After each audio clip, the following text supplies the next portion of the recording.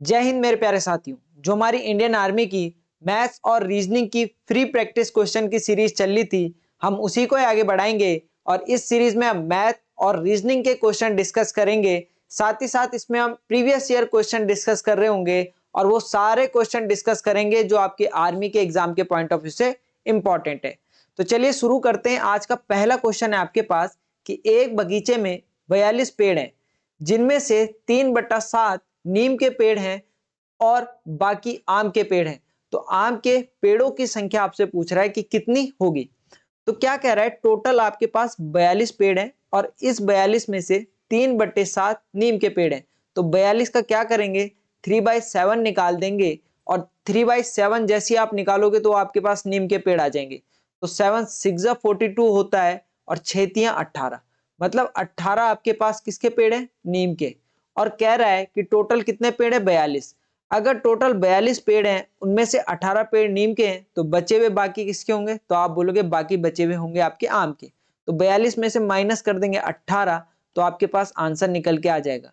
12 में से 8 गया तो आता है 4 और 3 में से 1 गया तो आता है 2। 24 आपके पास क्या होंगे, आम के पेड़ होंगे। ऑप्शन बी आपके पास राइट आंसर रहेगा। अगला सवाल कह रहा है कि किस साधारण ब्याज की दर पर एक राशि 20 वर्षों में स्वयं की 3 गुनी हो जाती है, ब्याज की दर ज्ञात कीजिए। इसके लिए आपके पास एक सिंपल सा कॉन्सेप्ट और सिंपल सा फॉर्मूला बताने वाला हूं। अगर वो आपको आ गया तो इस टाइप के सारे क्वेश्चन उससे हो जाएंगे। एक फॉर्मूला होता है R = n-1 upon T into 100। ठीक है, आर क्या होता है, आर इसमें होता है रेट, जिसे आप हिंदी में बोलते हो दर। टी क्या होता है, टी इसमें होता है टाइम, टाइम जिसे समय कहते हो। ठीक है, कोई धनराशि कितने समय में कितनी गुनी हो रही है। रेट क्या होता है, रेट वो चीज होती है जो परसेंटेज में दी होगी। जैसे आप बैंक में जाते हो तो बैंक वाले आपसे क्या कहते हैं कि आपको 10% ब्याज मिलेगा, 20% ब्याज मिलेगा, 5% ब्याज मिलेगा, उसे रेट कहते हैं। और एन होता है number of times. Number of times मतलब कोई राशि कितनी गुनी हो रही है। ठीक है, अब वैल्यू देखते हुए चलेंगे, हमारे पास क्या क्या वैल्यू आपके क्वेश्चन में दे रखी है। समय दे रखा है, तो समय दे रखा है 20 वर्ष, तो टाइम लिख लेंगे, समय लिख लेंगे, कितना दे रखा है, तो टाइम दे रखा है 20 साल। 3 गुनी हो रही है तो एन की वैल्यू कितनी दे रखी है, एन की वैल्यू दे रखी है 3 टाइम्स। तो ब्याज की दर ज्ञात करो, रेट आपसे पूछ रहा है। फॉर्मूला क्या होता है, तो आप बोलोगे R = n-1 upon T into 100। एक एक करके मैं वैल्यू पुट करते हुए चलूंगा। आपको आर निकालना है तो आर को एज इट इज लिख देंगे। एन कितना दे रखा है, 3 दे रखा है, 3 - 1। टी कितना दे रखा है, समय दे रखा है 20 साल। परसेंटेज में बदलने के लिए इंटू 100 या डायरेक्ट आप इंटू 100 कर लो। R = 3 में से 1 गया 2 अपॉन 20 इंटू 100। डायरेक्ट काटना हो, जीरो से जीरो कट गया, या 2 से 2 काट दो, सिंपल। आर की वैल्यू कितनी आ गई, 10%। मतलब 10% दर रेट के हिसाब से आपकी धनराशि 20 वर्षों में क्या हो जाएगी, 3 गुनी हो जाएगी। आंसर बी आपके पास राइट आंसर रहेगा। सवाल कह रहा है A B C D E का औसत 7 है और अगली 5 संख्याओं का औसत 10 है, तो सभी 10 संख्याओं का औसत ज्ञात कीजिए। तो मैं आपको सिंपल औसत का फॉर्मूला आपको बता रखा है कि औसत बराबर क्या होता है, एवरेज बराबर क्या होता है, सम ऑफ ऑल नंबर, सभी संख्याओं का योग, ठीक है, अपॉन संख्याओं की संख्या, जितने भी वो नंबर है उनकी संख्या। ठीक है, अब आपके पास क्या दे रखा है, A plus B plus C plus D plus E दे रखा है। और कितने, 1 2 3 4 5, तो टोटल हो गए 5। और एवरेज कहाँ आएगा, तो एवरेज आता है इक्वल टू में। इक्वल टू में कितना दे रखा है, एवरेज 7 दे रखा है। यहां तक कोई दिक्कत। आगे सवाल कह रहा है कि अगली 5 का औसत 10 है, तो अगले 5 क्या होंगे, ई के बाद एफ जी एच आई जे। ठीक है, ये अगले 5 का औसत कितना दे रखा है, तो औसत दे रखा है 10 और कितने हैं ये, 5 है। अब ये 5 कहां चले जाएगा, ये ऊपर आ जाएगा यहाँ, और ये 5 कहां चले जाएगा, ये भी ऊपर आ जाएगा। तो यहां से आप कह रहे होंगे कि मेरे पास A plus B plus C plus D plus E कितना आ जाएगा, तो 7 × 5 आ जाएगा। और मेरे पास एफ प्लस जी प्लस एच प्लस आई प्लस जे कितना आ जाएगा, तो 5 × 10 आ जाएगा। यहां तक कोई दिक्कत। मल्टीप्लाई कर रहे होंगे तो 7 पंजे कितना होता है, तो आप बोलोगे 7 पंजे होता है 35। यहाँ आप कह रहे होंगे 5 दशा की कितना होता है 50, तो ये 5 है और ये भी 5 है, टोटल कितने हो गए 10। ठीक है, और 10 संख्याओं का योग कितना आ गया, तो इन दोनों को जोड़ दोगे, 50 और 30 80 और 5 85, या डायरेक्ट जोड़ लो, 5 और 0 5 और 3 और 5 8 85। ये सब 10 संख्याओं का क्या आ गया सम। तो औसत बराबर क्या होता है, तो आप बोल रहे होंगे औसत बराबर होता है संख्याओं का योग, सम ऑफ ऑल नंबर अपॉन संख्याओं की संख्या। अब योग आपने कितना निकाला, योग निकाला आपने 85, और ये कितने नंबर है, तो आप बोलोगे 5 संख्याओं का योग यहाँ था, 5 संख्याओं का योग यहाँ था, टोटल थे 10, और उन 10 संख्याओं का औसत पूछ रहा है, तो कितने नंबर है 10। और 85 अपॉन 10, तो मैंने आपको कॉन्सेप्ट बता रखा है ऑफलाइन क्लास में भी और ऑनलाइन में भी। नीचे कितने जीरो है, एक जीरो, तो अगर नीचे एक जीरो होता है तो एक बार पॉइंट इधर खिसक जाता है, तो इसको लिखोगे 85 और एक बार पॉइंट इधर खिसक जाएगा, तो 8.5 आपके पास राइट आंसर रहेगा ऑप्शन डी। ठीक है, अगला सवाल कह रहा है कि रितु अपने भाई वरुण से 4 साल छोटी है, 5 वर्ष बाद उनकी आयु का योग 70 वर्ष होगा, रितु की वर्तमान आयु ज्ञात करो। तो रितु अपने भाई वरुण से 4 साल छोटी है, तो वरुण की आयु x मान लेता हूं, तो वरुण कितना हो जाएगा, वरुण मान लिया मैंने x, और उसकी बहन कितने साल छोटी है, 4 साल छोटी है, तो रितु कितने साल की होगी, तो रितु होगी x माइनस 4। सिंपल है। 5 वर्ष बाद, तो 5 वर्ष बाद देखो ये वरुण है, ये कौन है वरुण, VARUN, और ये कौन है रितु। ठीक है, ये x है और ये x माइनस 4 है। 5 वर्ष बाद की बात कर रहा है, तो 5 वर्ष वरुण की उम्र भी बढ़ेगी और 5 वर्ष उसकी बहन रितु की उम्र भी बढ़ेगी, तो x plus 5 x minus 4 plus 5। ठीक है, 5 वर्ष बाद उनकी आयु का योग 70 वर्ष है, उनकी आयु का जो योग है वो कितना है, वो है 70 वर्ष इक्वल टू 70। तो ये क्या हो जाएगा x plus 5 plus x minus 4 plus 5।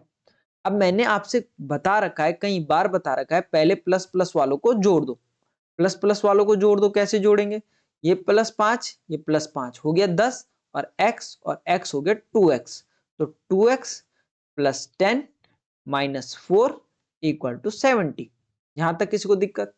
ठीक है, अब 10 में से 4 गया 6, तो यहां से आप बोलेंगे 2x, ठीक है, प्लस 6 इक्वल टू 70, और ये 6 अगर इधर जाएगा तो किसका हो जाएगा, तो आप बोलेंगे माइनस का हो जाएगा, तो यहां से आप कह रहे होंगे 2x इक्वल टू 70 माइनस 6, और 70 से 6 माइनस करोगे तो आएगा 64, और ये 2 कहाँ चले जाएगा डिवाइड में, तो x की वैल्यू आ जाएगी 64 अपॉन 2, 2 3 जा 6 2 2 जा 4, x की वैल्यू आ गई 32 साल।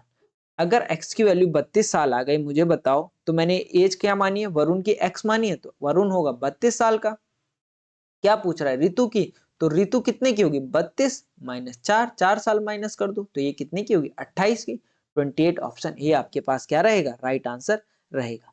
चलिए भाई, एक छात्रावास में 120 छात्र हैं और 25 दिनों के लिए भोजन की व्यवस्था है, यदि 30 और छात्र आ जाते हैं तो यह भोजन कितने दिनों तक चलेगा। मैंने आपको MDH कॉन्सेप्ट बता रखा है, क्या बता रखा है MDH कॉन्सेप्ट क्या होता है, तो आप बोलोगे कि सर आपने बताया था M1 D1 H1 upon W1 into R1 equal to M2 D2 H2 upon W2 और R2। अब आपने कहा सर M1 M2 क्या होते हैं, ये M1 क्या होता है D1, तो मैं आपको बता दूं M1 होता है क्या, अगर मैं बोलूं M1 की बात करेगा तो M1 होता है व्यक्तियों की संख्या। ठीक है, व्यक्तियों की संख्या या नंबर ऑफ पर्सन। D1 क्या होता है, डेज, जो डेज दे रखे, दिन दे रखे। H1 उन दिनों को काम करने में जो घंटे लग रहे हैं। ठीक है, उन आदमियों को कितने दिन लग रहे हैं, कितने घंटे लग रहे हैं, तो R क्या होता है, घंटे होते हैं। W क्या होता है, W मतलब वर्क, वर्क मतलब जैसे आपको मैंने बोला 10 ईंट उठानी है, तो 10 ईंट उठाना क्या हुआ, वर्क हो गया, और R दे रखा है उस काम को करने के लिए जो आपको पैसा मिलता है। अब मैंने आपको बताया है कि आपको फॉर्मूले से जो जो चीज चाहिए होती है, आपको सिर्फ वो चीज उठानी है। जैसे आपको क्या दे रखा है, 120 छात्र मतलब व्यक्तियों की संख्या दे रखी है, तो आपको M1 दे रखा है, तो आपको m1 उठाना है, दिन दे रखा है तो आपको d1 उठाना है, equal to m2 into d2, यही तो दे रखा है। अब मैं यहाँ पे लिखता हुआ चलूंगा कि मेरे पास क्या क्या वैल्यू दे रखी है, ठीक है। तो सबसे पहले क्या दे रखा है बताओ मुझे, सबसे पहले आपके पास क्या दे रखा है, सबसे पहले दे रखा है 120 छात्र, m1 कितना हो गया, m1 हो गया 120 और 25 दिनों के लिए भोजन की व्यवस्था है, तो कितने दिनों के लिए है, d1 कितना हो गया 25 दिनों के लिए व्यवस्था है, कोई दिक्कत। आगे सवाल क्या कह रहा है, आगे सवाल कह रहा है यदि 30 छात्र और आ जाते हैं, पहले 120 थे 30 और आ गए तो m2 कितना हो जाएगा, तो 120 में 30 और आ गए तो अब हो गए 150, ठीक है। और यह भोजन कितने दिनों के लिए होगा, तो D2 आपसे पूछ रहा है, वैल्यू पुट करते हुए चलूंगा तो m1 हो गया 120, D1 हो गया कितना 25, ठीक है, D1 कितना हो गया 25 हो गया, इक्वल टू m2 कितना है 150 है और D2 आपको निकालना है, तो ये हो गया 120 इंटू 25 और ये 150 कहाँ चले जाएगा, डिवाइड में चले जाएगा 150 इक्वल टू D2। अब इसे काटते हुए चलूंगा और सिंप्लीफाई करूंगा तो 0 से 0 कट गया, 5 3 जा 15 होता है, 5 5 जा 25 होता है, 3 से काटा 3 4 जा 12, क्या बच गया 4, आगे किस चीज का चिन्ह है, मल्टीप्लाई का, इंटू 5 इक्वल टू D2, ठीक है। और 4 पंजे कितना होता है 20, तो कितना आ जाएगा 20 दिन और वो राशन चलेगा 20 डेज, इसका क्या होगा राइट आंसर रहेगा। एक ट्रेन 54 किलोमीटर प्रति घंटे की चाल से चल रही है और एक खंबे को पार करने में उसे 10 सेकंड का समय लगता है, तो ट्रेन की लंबाई आपसे पूछ रहा है। सबसे पहले आप वो डाटा लिख दीजिए जो आपको दे रखा है, क्या दे रखा है, चाल दे रखी है 54 किलोमीटर पर आवर, तो चाल लिख लूंगा मैं, चाल स्पीड इसे कहते हैं, स्पीड दे रखी है 54 किलोमीटर पर आवर और खंबे को पार करने में 10 सेकंड का समय ले रही है, तो आपको समय दे रखा है, टाइम आपके पास दे रखा है, कितना दे रखा है 10 सेकंड। आपके पास होता है speed equal to distance upon time, जिसे आप बोलते हो चाल बराबर दूरी बटा समय, क्या होता है चाल बराबर दूरी बटा समय, ठीक है, चाहे दूरी बोलो चाहे लंबाई बोलो, लेंथ बोलो, ठीक है।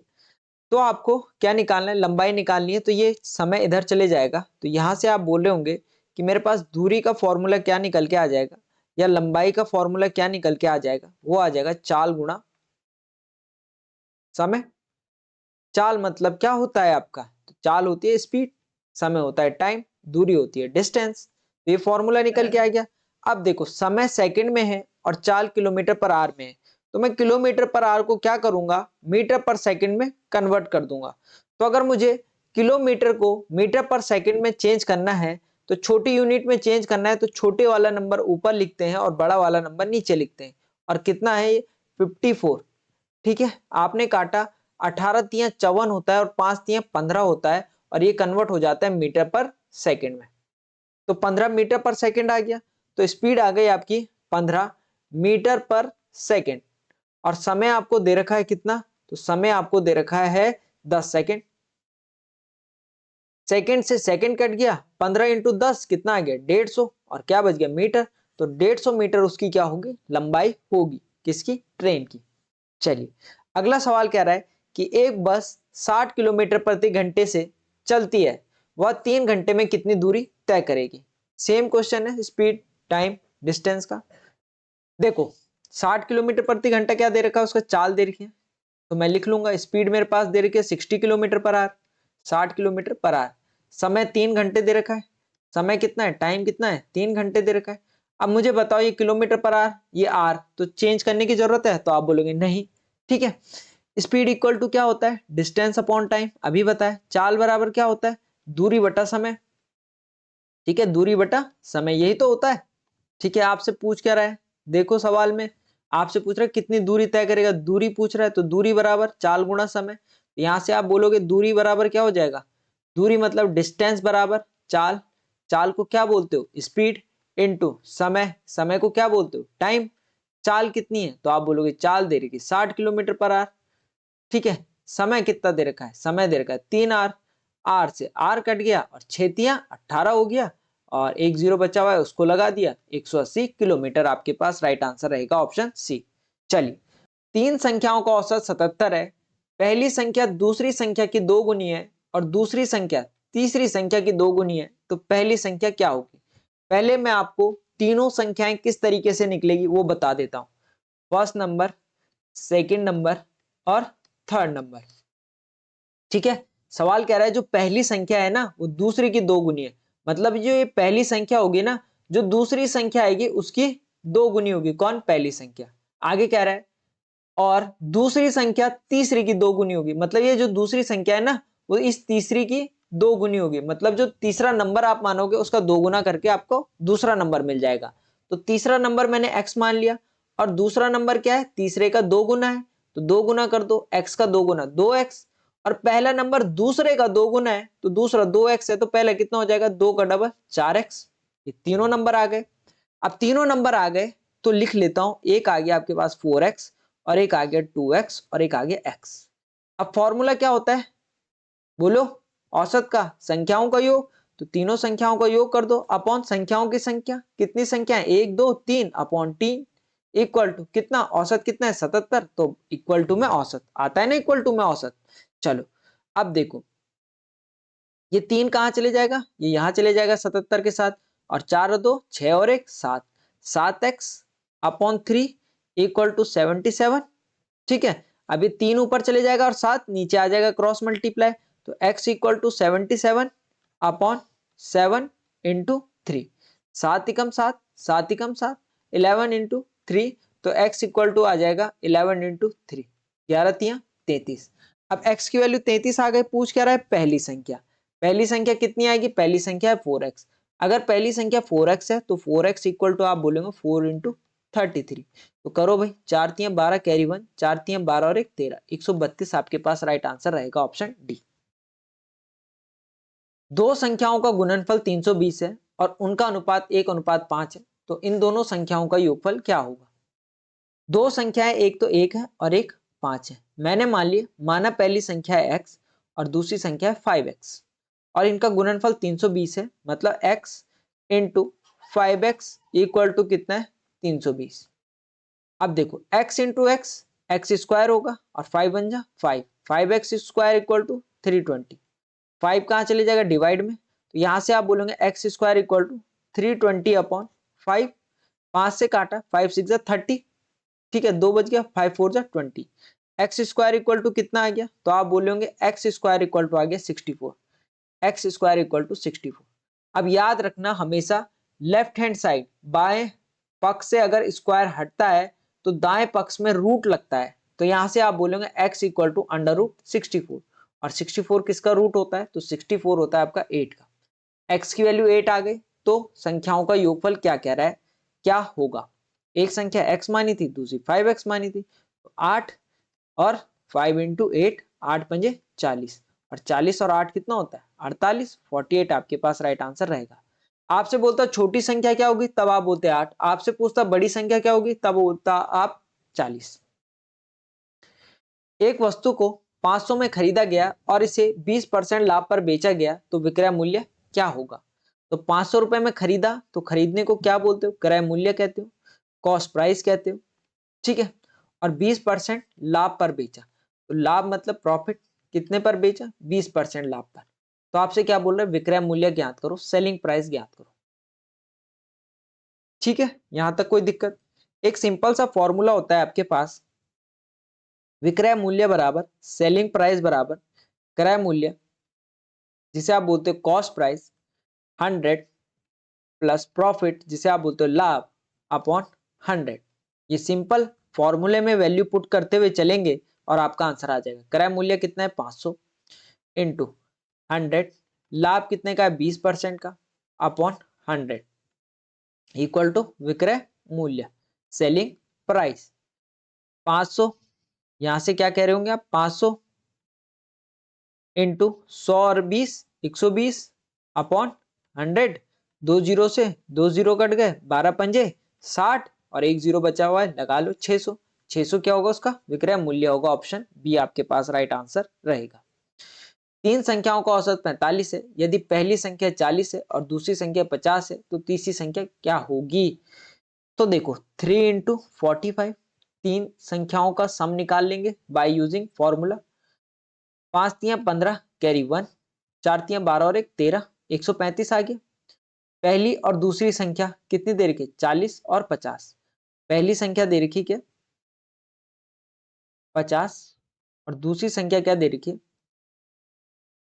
40। ठीक है, इससे पहले थोड़ा सा मैं आपको एक कॉन्सेप्ट समझाना चाहूंगा। मैंने कहा एक मेरे पास राम है और एक मेरे पास श्याम है। ठीक है, मैंने कहा राम और श्याम के पास मिलाकर 100 रुपए, राम और श्याम के पास मिलाकर 100 रुपए, और राम के पास अकेले 90 रुपए हैं। और राम ने कहा मैं अपने 90 रुपए लेके जा रहा हूं, तो श्याम के पास कितने बचेंगे? तो आप बोलोगे 10 रुपए बचेंगे। ठीक है, इसी तरीके से ये कि तीन संख्याओं का योग निकाला आपने 135, और पहली और दूसरी संख्या आपको दे रही है 50 और 40। तो देखो तीन संख्याओं का योग 135 आ गया, और पहली 50 और 40 90, ये दो संख्याओं का योग आ गया 90। ठीक है, 135 में से 90 माइनस करोगे तो 5 में से 0 गया 5, 13 में से 9 गया 4, 45 आपके पास क्या रहेगा? राइट आंसर रहेगा कि अंडर रूट 1296 का मान क्या होगा। तो इसको आप ऑप्शन से भी कर सकते हो, ठीक है, फैक्टर मेथड से, गुणनखंड मेथड से भी कर सकते हो। पहले आपको ऑप्शन से बता लेता हूँ। आप एक एक ऑप्शन को 2 बार मल्टीप्लाई करके देखना, जहां 1296 आ गया वो आपका आंसर रहेगा। पहले आपने 32 इंटू 32 किया, 2 दूनी 4, 3 दूनी 6। ठीक है, पहली संख्या के नीचे क्रॉस, 3 दूनी 6 और 3 तिया 9, 4 का 4, 6 और 6 12, कैरी हो गया 1, 9 और 1 10। तो ये ऑप्शन नहीं हो सकता 32। दूसरा आपने 34 चेक किया, 34 इंटू 34 किया, 4 चौको 16, कैरी हो गया 1, 4 तिया 12 और 1 13, क्रॉस किया, 4 तिया 12, कैरी हो गया 1, 3 तिया 9 और 1 10, 6 3 और 2 5, 1 1, ये भी नहीं हो सकता। फिर मैंने क्या किया, 36 इंटू 36 करके देखा, 6 छक्के 36, कैरी हो गया 3, 6 तिया 18 और 3 21, 6 तिया 18, कैरी हो गया 1, 3 तिया 9 और 1 10, 6 8 और 1 9 2 और 1296, ऑप्शन 36 आपके पास राइट आंसर रहेगा। एक मेथड तो ये हो गया। दूसरा आप किस तरीके से चेक कर सकते हो, देखो इस रूट के लास्ट में क्या है 6, तो मैं लास्ट वाले नंबर को पकड़ूंगा और स्क्वायर करके देखूंगा। पहले 2 का स्क्वायर 4, पर हमें लास्ट का नंबर 6 चाहिए, तो ये नहीं हो सकता। 4 का स्क्वायर 16, लास्ट में 6 मतलब 34 भी हो सकता है। 6 छक्के 36, लास्ट का नंबर 6 है। ठीक है, 8 अठे 64, लास्ट का नंबर 4 है, तो ये भी नहीं हो सकता क्योंकि लास्ट में चाहिए 6। अब बच गया मेरे पास दो ऑप्शन, बी और सी। तो मैं 34 इंटू 34 करके देख लूंगा और 36 इंटू 36 करके देख लूंगा, जहां 1296 आ गया वो हमारा राइट आंसर रहेगा। तीसरा आप इसे फैक्टर मेथड से करते, कैसे? 1296 के गुणनखंड निकाल दो। देखो यहाँ 2 6 12, 2 4 8, कैरी हो गया 1, 2 8 16, 2 से किया 2 3 6, 2 2 4, 2 4 8, फिर 2 से किया 2 1 2, कैरी हो गया 1, 2 6 12, ठीक है, और 2 2 4, फिर 2 से किया 2 8 16, 2 1 2, 3 से किया 3 2 6, 2 बज गया, 3 7 21, 3 से किया 3 9 27, 3 3 9 और 3 1 3। ये मेरे पास क्या आ गया? फैक्टर आ गया। इसको डाल दो अंडर रूट के अंदर। क्या क्या है? 2 into 2 into 2 into 2 into 3 into 3 into 3 into 3, ये आ गए मेरे पास। अब देखो ये रूट है, क्या है? स्क्वायर रूट है, तो दो दो के पेयर बनेंगे और दो बाहर आ जाएगा रूट से। एक दो का पेयर बना, रूट से बाहर आ गया। एक दो का पेयर बना, रूट से बाहर आ गया। एक तीन का पेयर बना, रूट से बाहर आ गया। एक तीन का पेयर बना, रूट से बाहर आ गया। दो दूनी 4, 4 तिया 12, 12 तिया 12 दूनी 24, 12 तिया 36, ऑप्शन 36 राइट आंसर रहेगा। तो आप किसी भी तरीके से कर सकते हो। एक वर्ग का क्षेत्रफल 144 वर्ग सेंटीमीटर है, तो इसका परिमाप ज्ञात कीजिए। वर्ग क्या होता है? जिसकी सारी भुजाएं क्या होती है, वो आपका वर्ग कहलाता है। तो वर्ग का क्षेत्रफल क्या होता है? तो वर्ग का क्षेत्रफल होता है, एरिया ऑफ अ स्क्वायर होता है, जो आपकी भुजा है, भुजा का स्क्वायर। ठीक है, और क्षेत्रफल 144 दे रखा है, तो क्षेत्रफल 144 दे रखा है इक्वल टू भुजा का स्क्वायर। ठीक है, इस तरफ से स्क्वायर हटेगा तो इस तरफ क्या लगेगा? स्क्वायर रूट लगेगा। ठीक है, 144 आपको पता ही होगा किसका होता है, तो आप बोलोगे 12 का। आप निकाल भी सकते हो, ठीक है, जो मैंने अभी आगे मेथड बताया ना, उससे आप एक बार निकाल के देखना। भुजा क्या आ गई? साइड आ गई 12। अगर साइड आ गई 12 तो परिमाप पूछ रहा है, तो भुजा का परिमाप क्या होता है? तो परिमाप होता है सम ऑफ बॉर्डर, जितनी बॉर्डर है उनका सम। तो 4 बॉर्डर हैं और चारों ए हैं, तो ये क्या हो जाएगा? परिमाप। पेरीमीटर क्या हो जाएगा? 4 है। ए मतलब भुजा, भुजा निकाली 12, 4 इंटू 12, 12 चौको 48, 48 आपके पास राइट आंसर रहेगा ऑप्शन सी। सिंप्लीफिकेशन का क्वेश्चन है, ठीक है। इसको हम बॉड मास रूल से सॉल्व करते हैं। बॉड मास MAS, पहले ब्रैकेट होता है, ठीक है, पहले ब्रैकेट खुलता है, फिर होता है ऑफ जिसे आप बोलते हो का, जिसका मतलब मल्टीप्लाई होता है, फिर होता है डिवाइड, फिर होता है मल्टीप्लाई, फिर होता है एडिशन, फिर होता है सब्ट्रैक्शन। तो सबसे पहले ब्रैकेट दिख रहा है, इस ब्रैकेट को सॉल्व करते हुए चलेंगे। 48/6 इंटू 9 प्लस 3 माइनस 5, ठीक है। 6 7 42, 6 8 48, 8 इंटू 9 और 3 12 माइनस 5, 12 8 12 5 60, 12 6 72, 12 7 84, 12 8 96, 96 से 5 माइनस कर रहे होंगे तो 91 आपके पास क्या रहेगा, राइट आंसर रहेगा। अगला सवाल, पहले क्या सॉल्व करेंगे, ब्रैकेट सॉल्व करेंगे, तो 100/5 इंटू 2 माइनस, फिर ये वाले ब्रैकेट को सॉल्व करेंगे, 20 प्लस 3 इंटू 4 प्लस 6, तो 4 तियां 12 और ये 20 हो गया, प्लस प्लस इसको सॉल्व करो, 5 दूनी 10, 0, 20 दूनी 40 और चिन्ह किसका है, माइनस का, ठीक है। अब मैंने क्या कहा, प्लस प्लस वाले जोड़ दो पहले, ठीक है। 40 और 12, 40 और 10 50 और 2 52, 52 और 6, 52 और 6 58, 58 में से 20 माइनस कर दो, 8 में से 0 गया 8, 5 में से 2 गया 3, 38 आपके पास राइट आंसर रहेगा। 40 में से 20 गया तो आप बोलते 20 आ रहा है, 20 प्लस 12 प्लस 6 करोगे तो भी वही आएगा, 20 और 12, 20 और 10 30 और 2 32 और 32 और 6 कितना होता है, 38 होता है। दोनों तरीके से आना वही था, बट कभी कभी आपको क्वेश्चन में थोड़ी सी दिक्कत हो जाती है, तो मैं इसीलिए आपको पहले बोलता हूँ कि पहले प्लस वाले सॉल्व करो, फिर लास्ट में माइनस सॉल्व करना, ठीक है, उसमें आसानी होती है। एक पंक्ति में राम का बाएं से स्थान 15वां है और दाएं से 10वां स्थान है, तो कुल व्यक्तियों की संख्या आपसे पूछ रहा है। ये एक रो है, इसमें राम लेफ्ट हैंड साइड से कौन से नंबर पर है, 15वें नंबर पर है, और राइट हैंड साइड दाएं से कौन से स्थान पर है, 10वें स्थान पर है। कुल व्यक्तियों की संख्या पूछ रहा है, तो जब भी आपके पास कुल व्यक्तियों की संख्या पूछे, टोटल पूछे, तो आपको सिंपल कुछ नहीं करना, उस व्यक्ति की दाएं से पोजीशन, दाएं से स्थान प्लस बाएं से पोजीशन, बाएं से स्थान -1 कर देंगे, तो टोटल आपके पास संख्या आ जाएगी। तो दाएं से कौन सा है, दाएं से 10वां है, बाएं से 15 है, -1 कर देंगे। 15 और 10 25 होता है, 25 में से 1 माइनस करोगे क्या आ जाएगा, 24 आपके पास राइट आंसर रहेगा ऑप्शन ए। अगला सवाल कह रहा है कि राम दक्षिण की ओर 10 किलोमीटर चलता है, फिर वह बाएं मुड़कर 5 किलोमीटर चलता है, इसके बाद वह बाएं ओर मुड़ता है और 10 किलोमीटर चलता है। अब वह किस दिशा में है। आपके पास 4 स्टैंडर्ड डायरेक्शन होती है, दिशा होती है, जो कभी बदल नहीं सकती, जो आप न्यूज से याद रख सकते हो, NEWS। ये होता है पूरब, ये होता है पश्चिम, ये होता है उत्तर और ये होता है दक्षिण, ईस्ट वेस्ट नॉर्थ साउथ। दक्षिण की ओर गया 10 किलोमीटर, चला दो भाई दक्षिण की ओर 10 किलोमीटर, नीचे दक्षिण 10 किलोमीटर, फिर क्या किया, फिर वह बाएं मुड़ा। अब वो नीचे देख रहा है तो उसका बायां किधर होगा, तो उसका बायां होगा इधर, बाएं ओर गया और 5 किलोमीटर चला, इसके बाद वह फिर बाएं ओर मुड़ा। अब वो किधर दिख रहा है, तो अब वो इस तरफ दिख रहा है, इस तरफ बाएं किधर होगा, इस तरफ बाएं होगा उसका ऊपर। अभी वो यहाँ पे, अब वह किस दिशा में है या किस दिशा में जा रहा है, तो वो ऊपर वाली डायरेक्शन में जा रहा है, नॉर्थ डायरेक्शन में जा रहा है। ऑप्शन ए आपके पास राइट आंसर रहेगा, ठीक है। 2 6 12 20 और 30, और अगला नंबर आपसे पूछ रहा है, तो देखो भाई, 2 में क्या प्लस करोगे कि 6 आ जाए, 2 प्लस 4 6, 6 और 6 12, 12 और 8 20, 20 और 10 30। देख रहे होंगे सीरीज क्या चल रही है, 4 6 8 10, मतलब दो दो के गैप में बढ़ती हुई चल रही है सीरीज, 4 6 8 10, तो आगे होगा 12। 0 में 2 को जोड़ेंगे 2 ही आएगा, और 3 में 1 को जोड़ेंगे तो कितना आएगा, 3 और 1 4, 42 आपके पास राइट आंसर रहेगा। चलिए, नीचे दी गई श्रृंखला में ऐसे कितने एक हैं जिनके ठीक पहले 9 आता हो और ठीक बाद 6 आ रहा हो। ऐसे कितने एक आपको ढूंढने, जिसके ठीक पहले तो 9 आना चाहिए और ठीक बाद 6 आ रहा हो।